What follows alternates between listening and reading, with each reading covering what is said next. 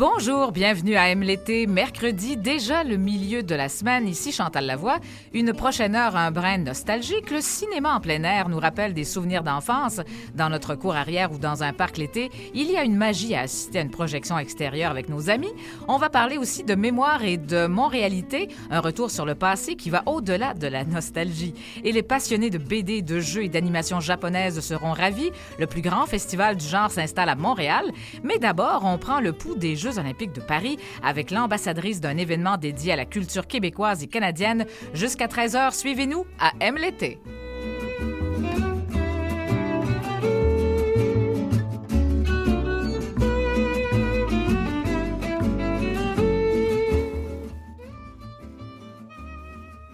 Eh bien, à l'émission aujourd'hui, nous allons accueillir Catherine Charlebois, responsable des collections, expositions et programmes du MEM, le Centre des mémoires montréalaises ouvert au public depuis l'an passé, un musée qui vise à préserver l'histoire de la métropole et faire connaître la diversité de ses patrimoines. Également des films d'animation dans votre cours cet été. Ciné Ruelle est de retour pour le plus grand bonheur des jeunes. On reçoit le directeur général de cette 4e édition, Clément Lacroix, et le plus grand festival de culture japonaise débarque au Palais des Congrès en fin de semaine. Otakuton nous revient pour une autre édition. C'est Stéphane Latour, coprésident, qui sera avec nous pour en parler. Mais d'abord, des nouvelles de Paris. On va s'entretenir dans un instant avec l'animatrice Geneviève Borne, qui est l'ambassadrice du festival Scène Canada en marge des Jeux olympiques. Promouvoir notre culture et nos artistes dans un lieu unique, c'est le beau mandat qu'elle a eu, qu'elle a en ce moment. Alors soyez des nôtres à Aime l'été.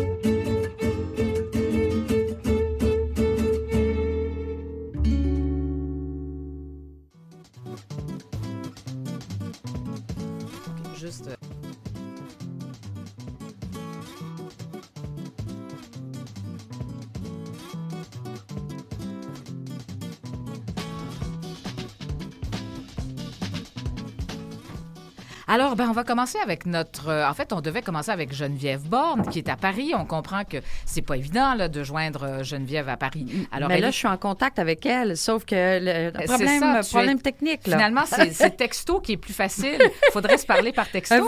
Elle veut nous parler, là, mais ça fonctionne pas. Elle est au bout de son téléphone, mais par texto, pas par téléphone. Misère, oui. Mais c'est pas grave, parce qu'on a notre invité qui est là en studio. Alors, j'accueille présentement, on va accueillir Stéphane Latour du festival Otakuton. Est-ce que je le dis comme il faut?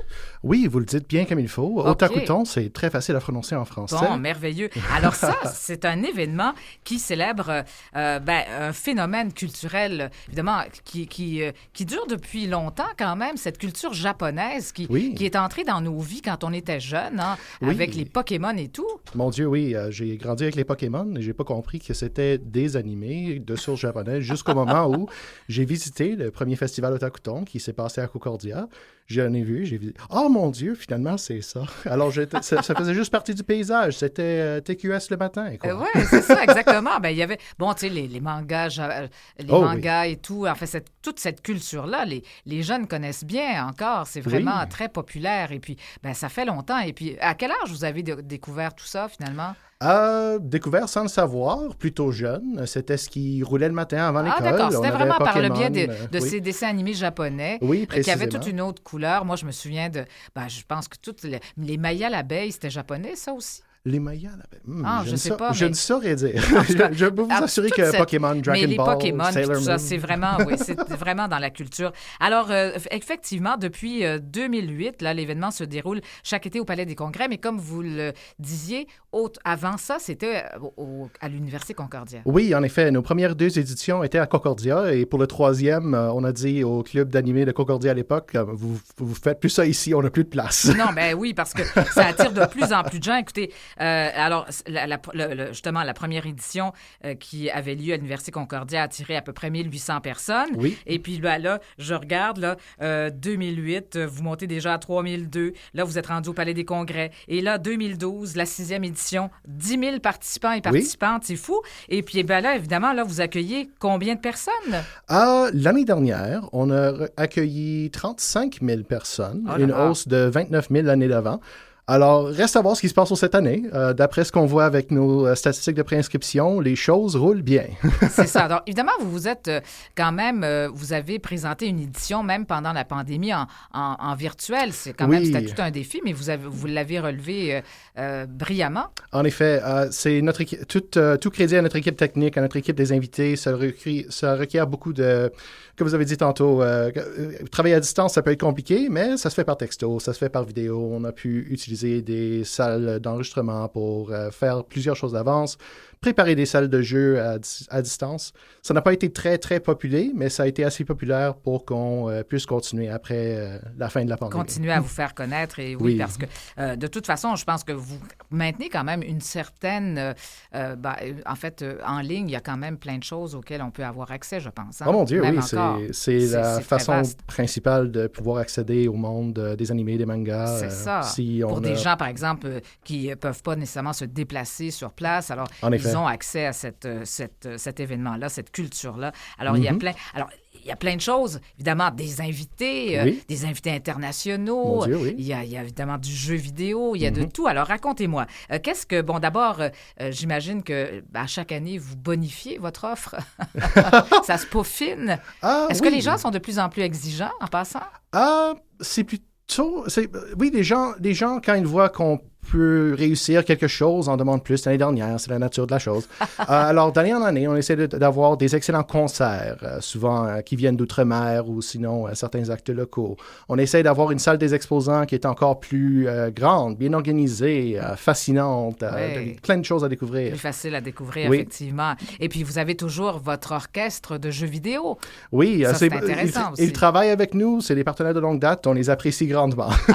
Donc la musique de jeux vidéo, c'est très présent dans l'imaginaire des jeunes. Et d'ailleurs, on doit dire que souvent, on pense, les jeunes, en fait, réalisent pas à quel point, tu sais, des fois, on parle de musique classique et tout, la musique d'orchestre. Pas la musique classique, mais la musique d'orchestre. Oui. Souvent, ça semble pas vraiment être le dada des jeunes, mais au fond, ils en écoutent régulièrement par le jeu vidéo, justement. En effet, toute musique est une question de mathématiques et surtout, tôt dans l'évolution des jeux vidéo, la mélodie était une section très importante de la pièce. Donc, le de Mario ou d'autres thèmes. Voilà.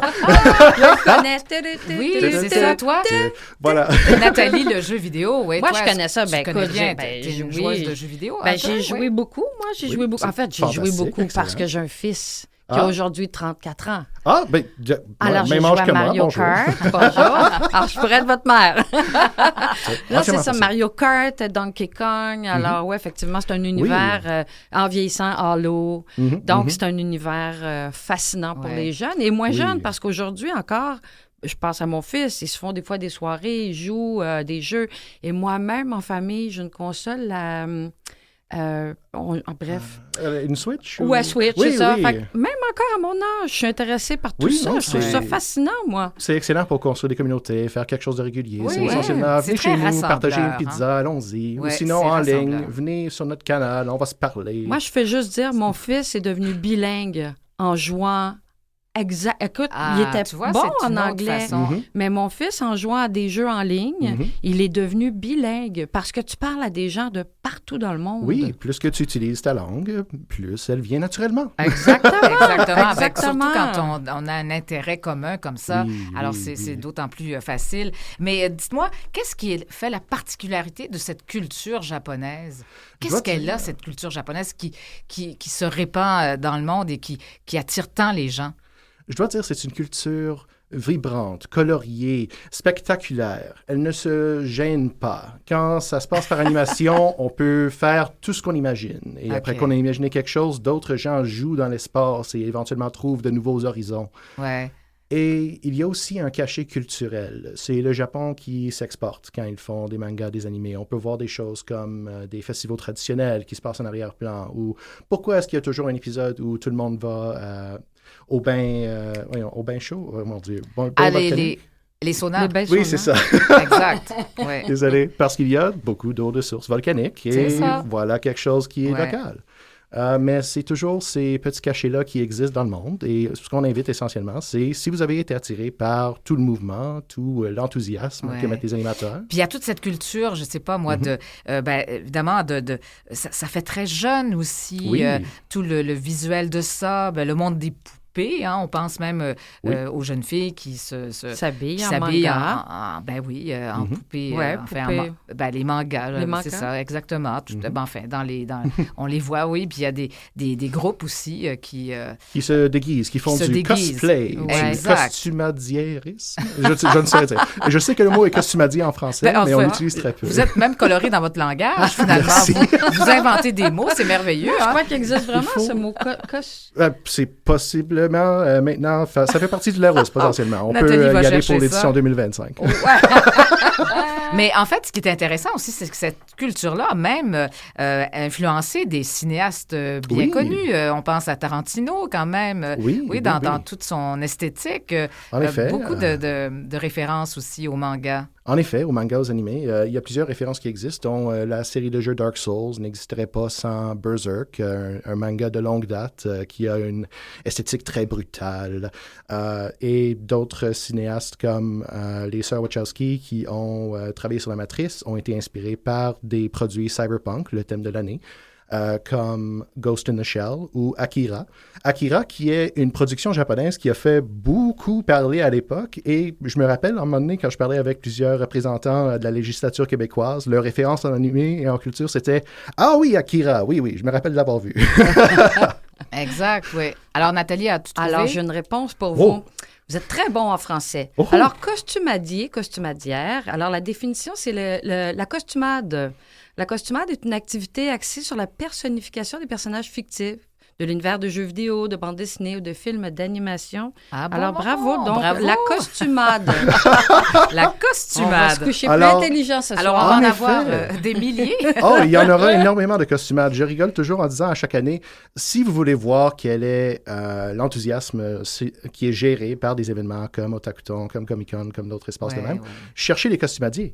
On en a à chaque année en grand nombre. C'est colorié, c'est divers, c'est fantastique. Et des fois, c'est un peu effrayant ce qu'on peut réussir à faire avec un peu de construction et en mettant tout ça. Vous avez des mascottes sur place aussi. Oui, absolument. On a des images de mascottes. Il y a toujours des costumadiers qui s'affairent à se déguiser comme nos mascottes, chose qu'on apprécie grandement à chaque année. Je peux dire que notre représentante de la marchandise, Enera, s'assure toujours de prendre des photos parce qu'elle est très souvent en train de vendre ces produits-là, en train de faire passer des choses avec nos mascottes ou d'autres choses de ce genre. On a trouvé des choses très intéressantes cette année et on a hâte de partager ça avec tout le monde. Parfait. Et en fait, votre spécificité, c'est que finalement, c'est vraiment plus axé sur la culture japonaise, contrairement au Comic-Con où c'est ouvert, c'est autre chose, c'est une autre approche. Ça peut faire partie, la BD japonaise ou les mangas font partie aussi de cet événement-là, mais là, vraiment, là, vous êtes beaucoup plus focusé sur la culture japonaise. C'est ça. On apprécie les Spider-Man, les Superman qui passent. On n'est pas là pour fermer les portes à personne, mais en travaillant sur la culture japonaise, en travaillant avec le consulat du Japon à Montréal, on peut offrir des programmations qui cherchent à épanouir un peu, à mettre de l'expansion sur ce que les gens savent du Japon, sur ce que les gens ont vu. Par exemple, des cérémonies de thé, des démonstrations d'arts martiaux, de danse qui sont prévues cette année. Et on a mentionné tantôt la jeunesse. C'est notre 19e édition. Certains ont grandi avec Otakuton et maintenant, on a une zone spécifiquement pour les jeunes. Ce n'est pas une garderie, ne laissez pas vos enfants là, s'il vous plaît. Ce n'est pas une garderie, mais la Chibi Zone est ouverte. On travaille avec la BANQ, merci beaucoup, pour créer un espace où les jeunes peuvent trouver des activités style animé pour s'amuser, pour passer un peu de temps. Alors, c'est un événement qui se déroule en fin de semaine. Alors, Alors, c'est du 2 au 4 août. Bien ça commence vendredi au Palais des Congrès. Alors, évidemment, il y a des ateliers, c'est sûr, mais là, il fallait aussi penser des fois à s'inscrire parce que ces ateliers-là deviennent aussi sont très populaires souvent. En effet, il y a 4 ateliers en particulier qui ont des places très limitées, qui deviennent très populaires. Donc, cette année, on a installé une loterie spécifiquement pour ces 4 ateliers-là. Il y a 10 instances qui vont arriver au cours de la fin de semaine. Vous pouvez suivre sur notre site web pour juste vous inscrire et indiquer à quel atelier, parenthèse S, vous voulez participer. Et si vous gagnez, admettons, si vous réussissez à entrer dans Pocket Terrarium, vous serez enlevé de la considération pour les autres Pocket Terrarium, mais les autres vont aller. On vous souhaite une grande chance. Pocketarium. Pocket Terrarium, oui, c'est facile. Oh là là! Alors, c'est très, très populaire. Bon, là, je pense qu'il va falloir faire un tour au Otakuton. On serait ravis de vous y voir. Bien sûr. Alors, le plus grand festival d'anime au Canada. C'est comme ça qu'on dit ça? Oui, je sais qu'on est le plus grand festival bilingue, le plus grand festival d'animation japonaise au Canada. J'hésite encore. En fait, bilingue à tout le moins. Oui, bilingue à tout le moins. Alors là, on est correct. Voilà, on travaille en français. On est capable de se parler en français, on s'exprime. C'est merveilleux. Ça marche. Merci beaucoup d'être venu nous en parler, Stéphane Latour, donc coprésident de l'événement. Et puis, on va vous voir en fin de semaine. C'est un plaisir d'avoir été invité. Merci. Merci beaucoup. Merci.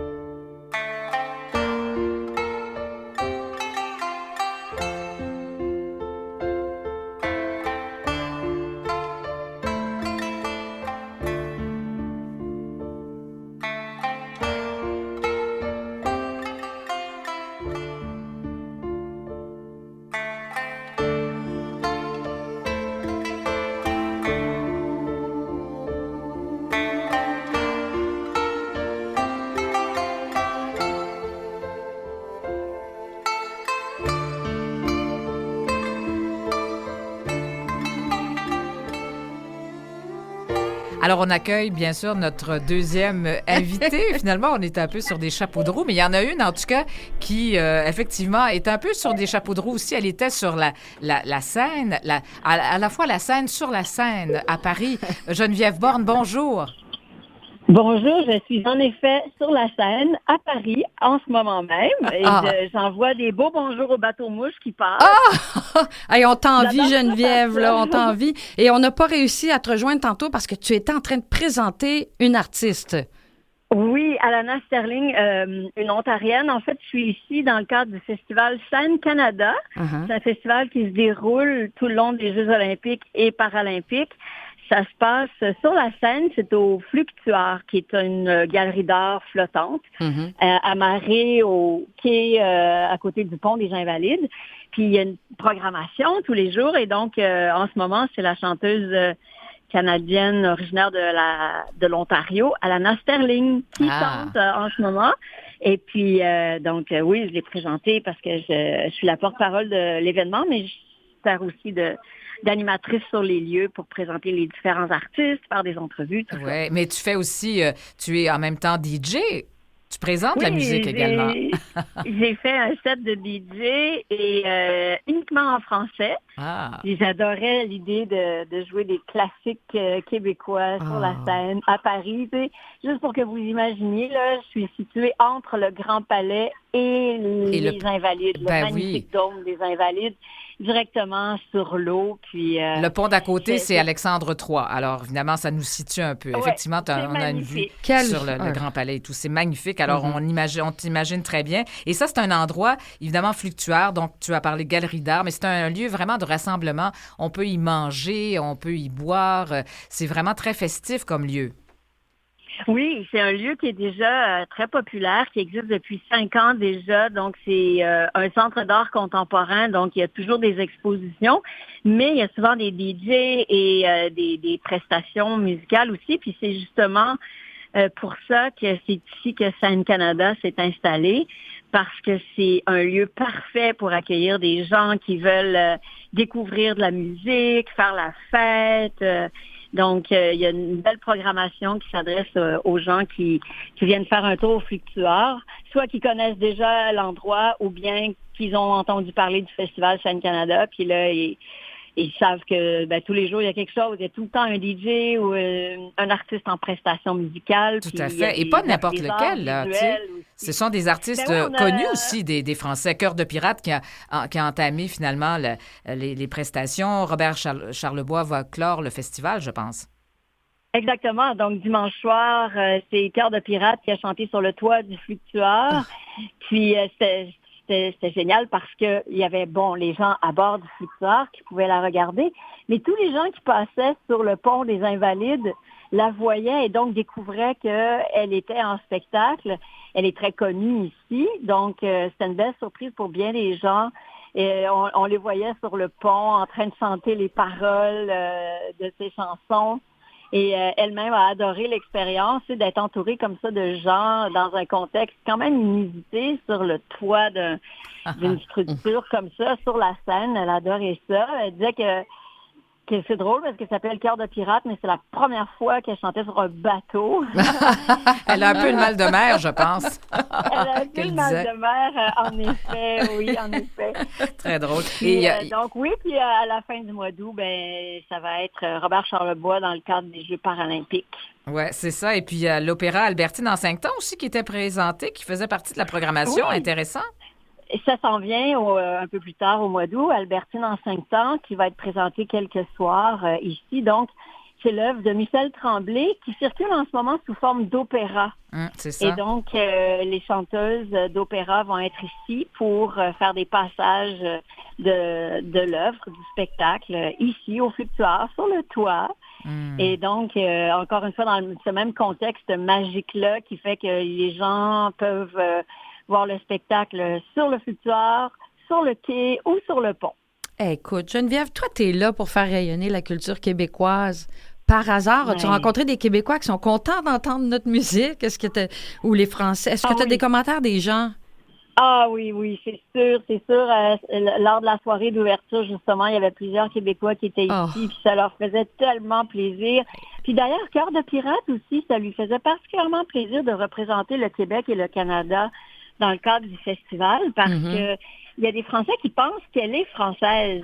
Ah oui? Parce que, sa façon de chanter, puis le fait qu'ils l'ont vraiment adoptée ici depuis son jeune âge. Et donc, il y en a qui pensaient qu'elle était française.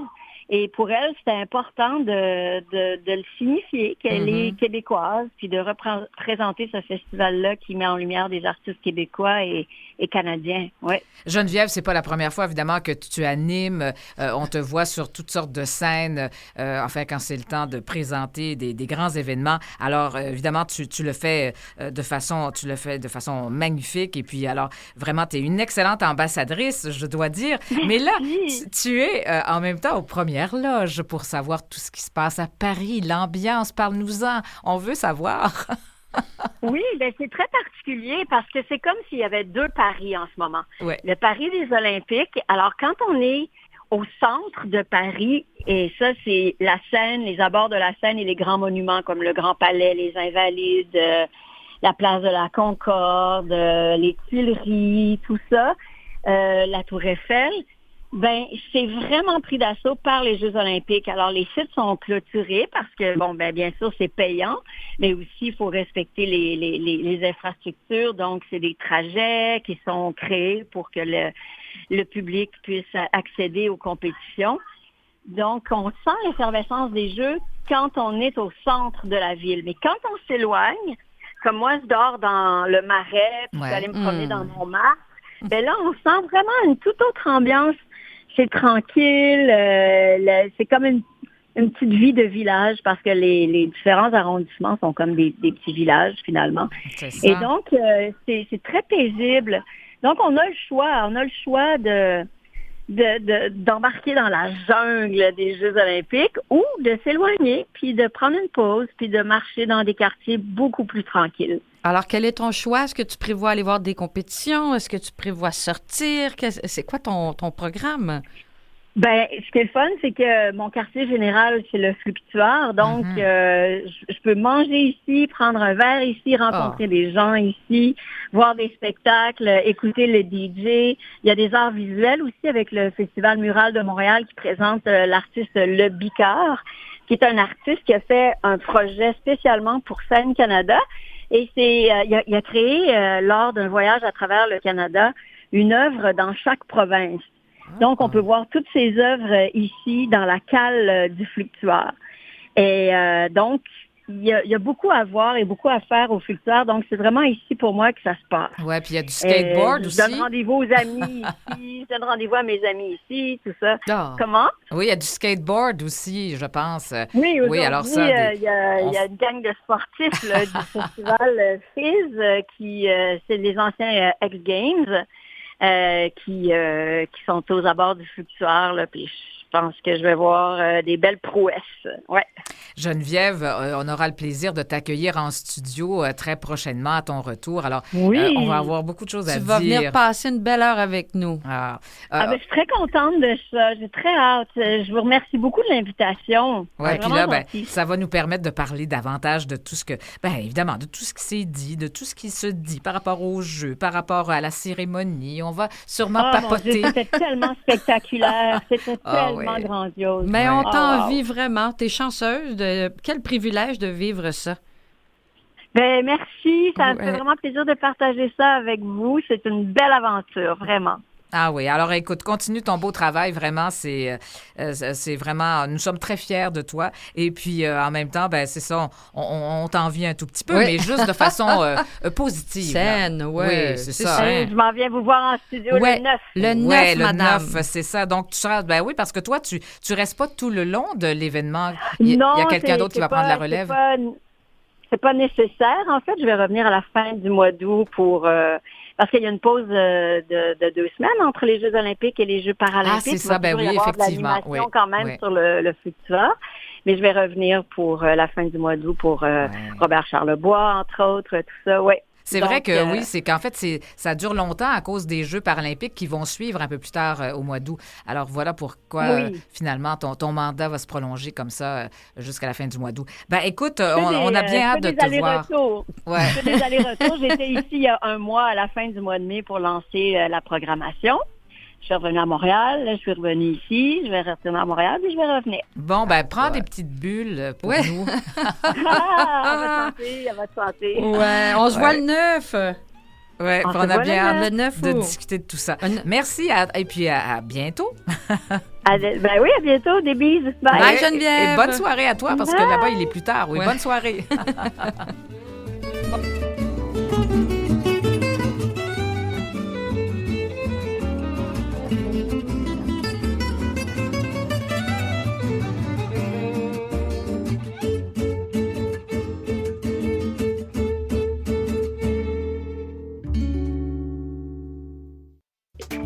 Vous écoutez Aime l'été. Alors, on va accueillir notre troisième invité dans cette deuxième moitié d'heure qui s'amorce. Alors, Nathalie, vraiment, on a bien hâte de recevoir Geneviève. Ça va être, quelque chose. Hein? On est curieuse aussi, hein, comme tu parlais, l'ambiance. On veut savoir comment ça se passe. On veut savoir, il y a des gens qui nous rapportent beaucoup en ce moment tout ce qui est compétition et tout ça, mais on veut entendre l'ambiance, les potins. Oui, c'est ça. On en entend parler aussi par rapport à la cérémonie d'ouverture. Il y a plein de choses à dire. Mais enfin, chose certaine, on accueille Clément Delacroix de Ciné Ruelle. Bonjour. Bonjour, comment allez-vous? Je suis contente de vous parler, évidemment, pour parler de ce bel événement. Quand même, on compte pas mal de ruelles à Montréal, notamment dans le secteur où, finalement, vous présentez du cinéma en plein air pour les jeunes. Exactement, on est cette année encore dans le plateau Mont-Royal et dans Rosemont. On va faire 40 ruelles cette année. Elles sont simultanées. Il y en a une dans Rosemont, une dans le plateau, chaque vendredi et samedi soir. Donc, on a commencé le 28 juin et on finira le 31 août. Et alors, finalement, c'est votre 4e édition, je pense, hein? Oui, tout à fait. C'est la 4e édition déjà. Les années passent vite. Et oui, tout à fait. L'engouement des gens, l'engouement du jeune public, cette tradition de regarder du cinéma familial, parce que les enfants sont souvent un peu les oubliés du cinéma en plein air. Hein. Il y a beaucoup de documentaires, de films de fiction, mais là, c'est vraiment, on retrouve une énergie qui existe depuis longtemps, de regarder un film avec ses voisins, ses amis. Parfois, en plus, l'été, il y a des déménagements qui sont faits, donc ça permet de rencontrer ses nouveaux voisins. Donc, c'est sous cet échange qu'on regarde un film d'animation. C'est vrai qu'il y a ça. Hein? Quand on parle de ciné-parc, on va en famille voir un film. Alors que dans la ruelle, c'est les petits amis, c'est les voisins. C'est le voisinage qui se retrouve. C'est super intéressant. Ouais. Oui, tout à fait, effectivement. Puis on a pu remarquer, c'est un peu pour ça que l'essence est née de Ciné-Ruelle, c'est que ce qu'il y a dans les parcs, ça change un petit peu, puis tant mieux. Puis je me demande si on n'y est pas un peu pour quelque chose. J'ai tendance à croire ça. Avant, il y avait vraiment peu de cinéma dans les parcs qui étaient dédiés aux familles. C'était des documentaires très intéressants, des films de fiction très sympas. Mais un petit peu plus difficile d'emmener son petit loup de 4-5 ans, 6-7 ans, voir un documentaire. Bon, là, c'est vraiment adapté à eux. Puis, ce que j'aime aussi, c'est cette vie de quartier, tenir cette vie de quartier, faire en sorte que ces ruelles, l'extension de la cour des gens, puissent vivre. Donc, c'est vraiment ça qu'on recherche. Oui, c'est encore plus intime, bien évidemment, que le parc. Alors, c'est vraiment dans sa cour, dans sa ruelle. C'est particulier. Donc, il y a un sentiment d'appartenance aussi très fort. Et puis, vous savez que c'est pas d'hier. Évidemment, on pense les Grecs, là, à Athènes. Enfin, ça fait dans les années 60, il y avait 600 cinéma d'été comme ça en plein air. C'est fou, hein? Ils étaient très friands de ça. Alors, évidemment, on n'a rien inventé, mais notre particularité, là, en fait, dans votre cas, c'est de l'offrir dans les ruelles de Montréal. Alors, c'est ça qui est fantastique. Alors, ces ruelles qu'on valorise en même temps, c'est intéressant à ce niveau-là aussi. Exactement. Et puis, on ne s'arrête pas aux ruelles vertes. Hein. On s'arrête vraiment à toutes les ruelles. En fin de saison, on demande toujours aux gens, on fait un appel à ruelles, et puis on demande qu'ils proposent leurs ruelles. Nous, on les visite tous, on les sélectionne pour plein de raisons différentes, la sécurité, que ça couvre bien tout le territoire, etc. Mais ce qui est bien aussi, c'est que ça vient directement des citoyens et citoyennes, une envie d'appartenance, une envie d'animer sa ruelle, qu'elle soit verte ou pas. Oui. Mais pour faire vivre ce beau projet, est-ce que, je pense que vous avez déjà fait appel à du sociofinancement? L'année dernière, on l'avait fait. En fait, le sociofinancement est souvent fait pour des nouveaux projets. Donc, comme cette année, on recommençait dans le plateau et dans Rosemont, sur le plateau et sur Rosemont, on n'a pas fait de sociofinancement. On a la chance d'avoir un super partenaire qui est avec nous depuis le début, qui sont les caisses des jardins de chaque arrondissement. Donc là, on a la Caisse des Jardins du Plateau Mont-Royal, de l'Est de l'île, de Cœur de l'île, de la Petite Italie. Donc c'est eux-là, vraiment, ils tiennent depuis le début. Puis on a aussi tous nos élus municipaux de Rosemont et du Plateau, et puis provinciaux et fédéraux. On les a tous et on les remercie parce que c'est eux qui nous aident. Parce que malheureusement, on n'a pas la chance de rentrer dans aucune subvention. Donc... quand vous dites, en fait, est-ce qu'il y a, qu'est-ce qui est problématique pour vous? On est trop communautaire, ou trop culturel, ou pas assez culturel. On s'envoie un petit peu la balle, donc alors trop de ci, pas assez de ça, finalement. Ouais, un peu ça. Exactement, mais en tous les cas, pas de subvention. Parce qu'il faut le mentionner aussi, c'est gratuit. Les familles ne paient rien, là. Tout à fait. C'est ça, donc c'est gratuit. C'est le but, hein. Ouais. Oui, le but, c'est que ça soit accessible à tout le monde. Hein. Ça coûte cher maintenant d'aller au cinéma. Ouais, effectivement. Il y a une famille de 4, $15 la place. On est déjà à $60. J'ai même pas parlé qu'on ait pris des pop-corn ou quoi que ce soit. Puis j'ai pas parlé de l'essence s'il fallait se déplacer, le stationnement. Là, on arrive, c'est apportez votre chaise. On arrive, on se positionne, on a une scène. Là, la projection est projetée par l'arrière. Donc, tout l'avant est vraiment complètement disponible. Des enfants qui se mettent à 2 pouces de l'écran. mais c'est complètement gratuit. Vous pouvez venir avec vos voisins, des amis qui habitent plus loin, des amis qui habitent dans un autre quartier. Arriver avec le pique-nique. Ben, tout à fait, le pique-nique. Et puis, justement, on en parlait avec Nathalie, tout cet aspect nostalgique de notre enfance, c'est marquant pour ces jeunes-là. Souvent, ils vont garder de précieux souvenirs. Ça va être mémorable souvent pour eux. Oui, tout à fait. Puis on a 2 petits exemples que moi j'aime me rappeler. Le premier est effectivement très nostalgique. On a eu une ruelle où une dame d'un certain âge me dit « Ah, c'est drôle, à l'époque, on avait un voisin qui nous faisait ça avec un petit drap, etc. Puis j'ai amené mes enfants. Et elle dit là, cette année, c'est mes enfants qui viennent avec mes petits-enfants voir Ciné-Ruelle. Donc on trouvait ça assez sympa, effectivement, ils gardaient des souvenirs. Puis, plus actuel, on a aussi des enfants et des parents qui nous disent « Il a attendu ça toute la semaine. » Toute la semaine, on comptait les dodos pour quand est-ce que j'aurai le cinéma dans la ruelle. Et oui. Ben, c'est parfait. Et puis là, vous avez combien de films par été, là? Parce que c'est pas terminé, là. On en a quand même présenté quelques-uns, bien sûr. C'est, comme vous dites, tous les vendredis et samedis soirs dans 40 ruelles de Montréal. Et puis, alors, combien de films ça représente? Un à chaque semaine? Oui, c'est ça. Il reste 5 fins de semaine, donc il y a 5 films encore, parce que dans la fin de semaine, on fait passer un film. Donc, cette fin de semaine prochaine, c'est le film québécois La Légende du Papillon, qui aura lieu le vendredi et le samedi dans les 2 arrondissements, donc 4 fois au total.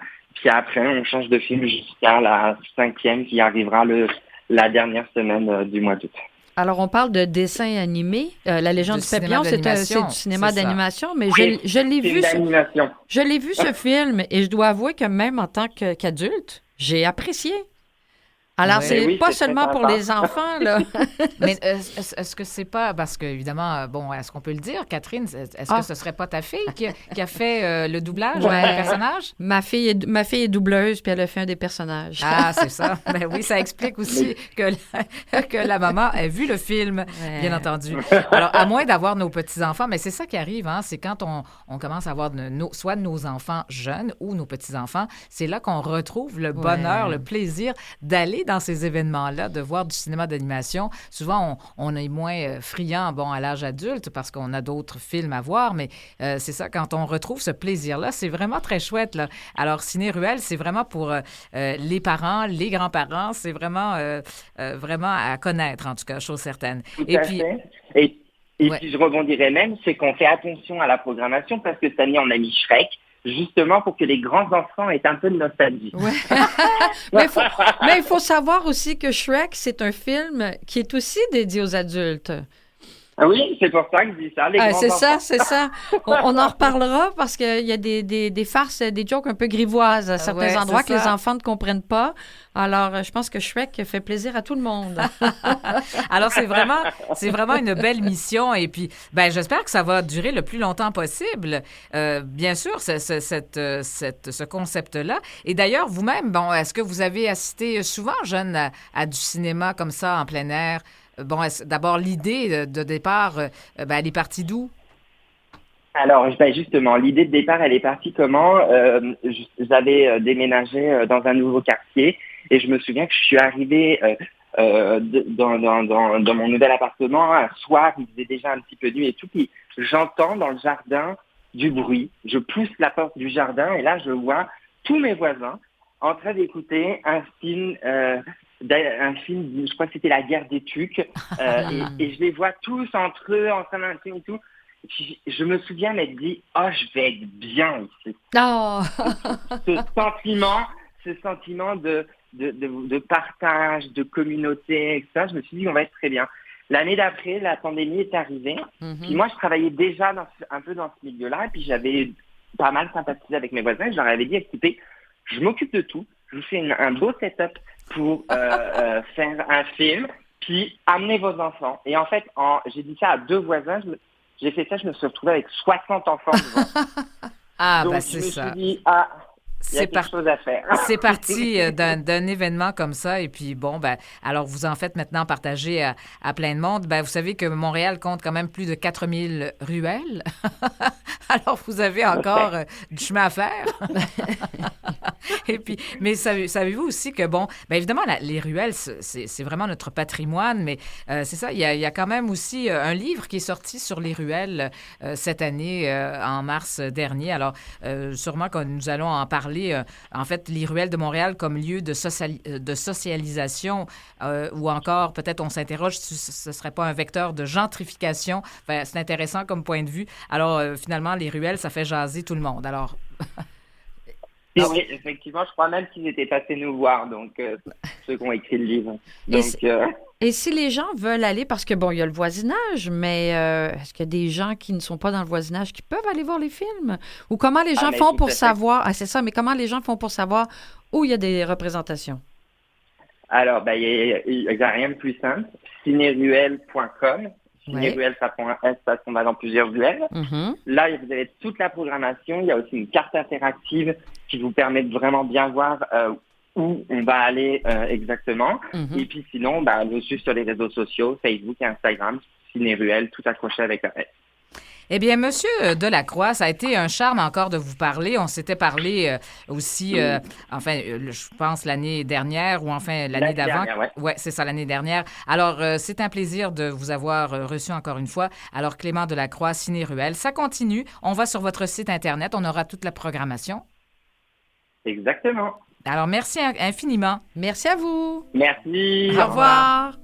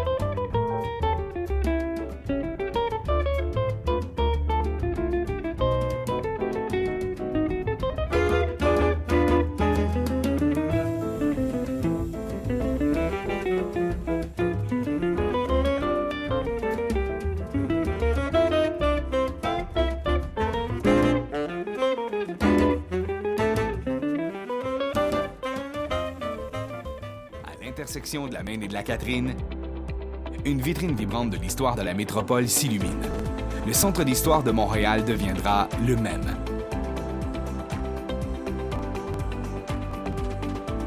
Un espace ouvert sur la ville et à la fine pointe de la technologie expérientielle, qui offre un lieu de rencontre et de découverte évolutif, au confluent de tous les quartiers, de toutes les cultures, de toutes les époques. Un nouveau pôle identitaire et rassembleur, moderne, pour mettre en lumière le patrimoine le plus important de l'histoire de la métropole, les Montréalais. Et voilà, c'était la bande-annonce. Enfin, c'était pas nécessairement tout récent, c'était au moment de l'annonce de ce projet-là. Catherine Charlebois, on l'accueille. Alors, vous êtes de Centre de mémoire montréalaise, Oui. en fait, et qui était autrefois le Centre d'histoire de Montréal, effectivement. Oui, tout à fait. Bonjour. Bonjour, comment allez-vous? Très bien, merci. Oui. Alors, c'est ça, c'est vraiment ce centre d'histoire qui était situé dans le Vieux-Montréal, dans une ancienne et superbe caserne de pompiers, d'ailleurs. Là. C'était magnifique. Et puis, bon, c'était installé là depuis 1983. Mais là, évidemment, il fallait rafraîchir tout ça. Et puis, ce beau projet là qui est arrivé, donc, du même, là, effectivement, le Centre de mémoire montréalaise. Est-ce que je dis, pourquoi je dis montréalaise? C'est bien ça, montréalaise? C'est le oui, centre? c'est le centre des mémoires montréalaises. Ah ben voilà, OK. Je n'étais pas certaine là, si j'accordais bien. Enfin, oui. En direct, des fois, comme ça, là, on est plus sûr de rien. Bon, alors, parlez-nous de ce projet. D'abord, vous êtes ouvert depuis l'an dernier, là. Ben oui, en fait, on est ouvert au public. Nos espaces... on a des espaces publics gratuits, une exposition temporaire, des lieux à découvrir. Tout ça était ouvert, une boutique café, tout ça était ouvert depuis octobre dernier. Et puis, là, le dernier venu, et non le moindre, c'est notre exposition permanente qui a ouvert au public il y a 2 semaines. Parfait. Donc, l'exposition permanente, là, c'est vraiment axé sur Montréal. Et puis, effectivement, vous continuez un petit peu la tradition de ce que c'était le Centre d'histoire de Montréal, au fond. Vous avez un peu repris l'essence même, mais vous l'avez bonifié. Ben oui, en fait, on est la même... On pourrait dire c'est la même institution qui continue, mais qui disons, qui a changé de garde-robe. Là. Oui, le garde-robe est plus grand, plus beau. Oui, exactement. Là, on est dans le mode de walk-in. Là.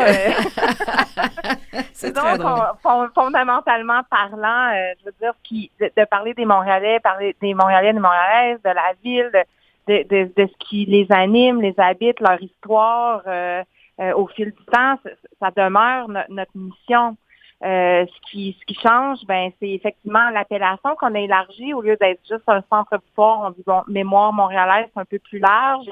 On va proposer des sujets très contemporains. Et puis on se voit aussi comme un lieu culturel, pas juste un musée d'histoire. Donc on voulait élargir un peu cette mission-là.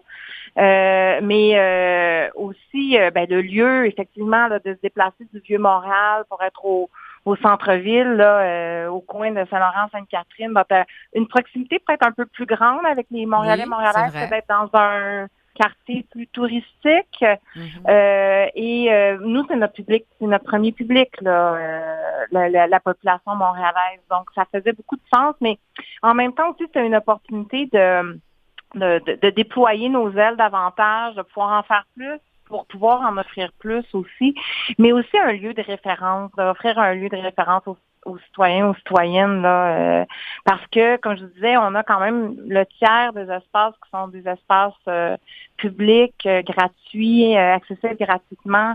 C'est on voulait aussi que ça soit comme un genre de lieu de foyer de Montréalité, un lieu de rencontre où les gens pouvaient se reconnaître leur ville. Donc, il y a cette partie-là aussi qui est toujours offerte et accessible au quartier, au cœur du quartier des spectacles, qui offre beaucoup d'activités culturelles, mais d'un point de vue patrimonial, il n'y en avait pas. Donc, on avait le désir d'offrir ça aux Montréalais. Ce que je trouve intéressant, c'est que oui, on parle de la ville en tant que telle, mais vous mettez en valeur aussi des centaines de témoignages des Montréalais. Oui. C'est ça qui est le fun aussi. On s'y retrouve, là. Ben tout à fait. Puis on retrouve... Montréal est raconté par des gens qui y vivent. C'est et ça, puis, oui, exactement, c'est ça. Donc, c'est pas juste le musée qui raconte l'histoire de Montréal, mais nous, notre une mission qu'on se donne, c'est d'aller collecter les mémoires des Montréalaises, des Montréalais. On fait ça depuis près de 20 ans. Et on en a 700 témoignages dans notre collection, parce que tous ces témoignages-là vont aller dans notre collection aussi. Donc, ils sont là pour la postérité, comme nos collections d'objets. Et puis, c'est présenté. Donc, on a ça peut être des extraits de citations, mais il y a beaucoup d'extraits vidéo, audio. Donc, non seulement on nous raconte l'histoire de Montréal, mais on rencontre, entre guillemets, aussi d'autres Montréalais qui ont fait l'histoire ou pas, qui font de l'histoire ou pas. Donc, il y a autant des experts, mais qu'il y a de monsieur, madame, tout le monde, là, qui... Exact, vraiment. Et puis, évidemment, la Montréalité a bien changé aussi depuis le début, là, si on réfère encore au Centre d'histoire de Montréal. La diversité des identités montréalaises aussi, évidemment, tout ça s'est bonifié. Et puis là, toutes ces expériences humaines inclusives, authentiques, où les citoyens, citoyennes se racontent et se rencontrent, comme vous disiez, là, vraiment, c'est un lieu privilégié. Alors, justement, parce que, longtemps, la Montréalité, on pensait à Michel Tremblay, on pensait à Beau Dommage, mais évidemment, ça a pris toutes sortes d'autres couleurs, bien entendu, et c'est en ce sens-là que le musée aussi apporte une expérience nouvelle aux Montréalais. Oui, mais sans mettre de côté toute cette histoire-là, toute cette non, bien sûr, oui. Tout à fait, là. On peut autant retrouver le petit fameux casse-croûte donc de l'époque, d'une certaine époque, là, puis on est accueilli par des enseignes lumineuses, justement, qui finalement qui proviennent de commerces emblématiques de Montréal. Oui, tout à fait. Les lieux sont assez spectaculaires. En tout cas, pour tous ceux qui n'ont pas eu la chance de venir voir, ça vaut vraiment la peine de rentrer pour au moins de venir voir nos espaces publics. Mais oui, effectivement, les enseignes, mais ce qu'on cherche à faire beaucoup, quand vous disiez les multiples couleurs, la moralité qui a changé, notre approche est dans un souci, oui, d'inclusivité, à inclure toutes les histoires, mais c'est de les intégrer à travers le narratif, à travers ce qu'on voit, à travers l'expérience de visite. C'est-à-dire qu'on va pas nécessairement sectorialiser ou en faire des sections, c'est genre, ça, c'est l'endroit où on parle des Autochtones, ou ça, c'est les endroits où on parle de l'immigration, ou ça, c'est les endroits où on parlait, je sais pas, moi, de l'époque de la Nouvelle-France ou de la colonisation. Non, on fait pas ça. En fait, oui, il peut y avoir des trames, on va dire, des lignes du temps là pour pouvoir avoir des repères, mais on va toujours chercher à faire en sorte qu'on sent qu'on est intégré à toute cette grande histoire-là, peu importe le profil que l'on a, peu importe où on vient, pour comprendre que dans le fond, cette variété-là de couleurs, elle est là depuis super longtemps. Là. Exactement, parce qu'évidemment, alors vous voulez dire qu'au fond, c'est fait de façon très fluide. Là. Il n'y a pas de... on parle autant de la colonisation, les vagues successives d'immigration. Bien sûr, alors les nations autochtones sont représentées, c'est sûr, mais de façon plus fluide. Là, c'est pas vraiment juste par section, là, puis très divisé. Non, c'est vraiment... Tout est intégré, finalement, là-dedans. Ouais. Ben oui, puis c'est un grand souci qu'on avait particulièrement dans l'exposition permanente, de trouver une façon de raconter l'histoire de Montréal, mais d'une autre façon. Il y a toujours comme des grands narratifs ou la façon traditionnelle de raconter l'histoire. Puis là, notre souci, c'est de dire comment on peut rebrasser ça pour avoir l'impression qu'on revisite la ville, puis que je sois, tu sais, comme Montréalaise depuis toujours ou pas. Je vais m'y retrouver, mais je vais aussi découvrir des choses ou découvrir d'autres perspectives. Donc, la question d'avoir plusieurs perspectives, plusieurs points de vue, des histoires qui viennent de différents parcours, que ce soit des parcours d'immigration ou de migration. Je suis venue de d'autres régions de Montréal, du Québec, et j'arrive à Montréal. Et puis que tout ça, une fois quand on décide qu'on va habiter à Montréal, parce que c'est souvent une communauté,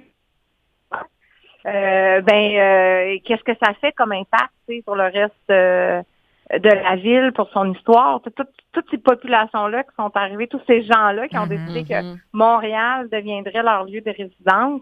Puis là, je parle de peut-être que une décision qui a été prise il y a 20 ans ou une décision qui a été prise il y a 400 ans.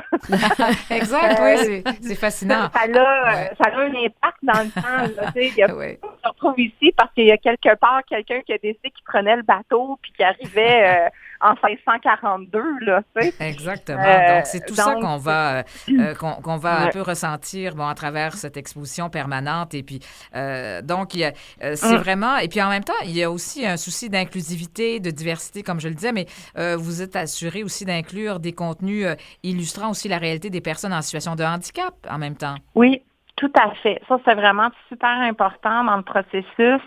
On a travaillé avec plusieurs comités différents, mais il y en avait un qui était en accessibilité. Donc, même à la conception du projet, comment non seulement on peut rendre les lieux accessibles, là, pour que ça soit des personnes en diverses situations de handicap, mais l'idée, c'était aussi de les voir et dans les contenus. C'est souvent l'aspect qu'on va dans une exposition ou qu'on va construire un musée, on va penser à peut-être, on va dire, le côté de construire pour que les gens puissent y avoir accès.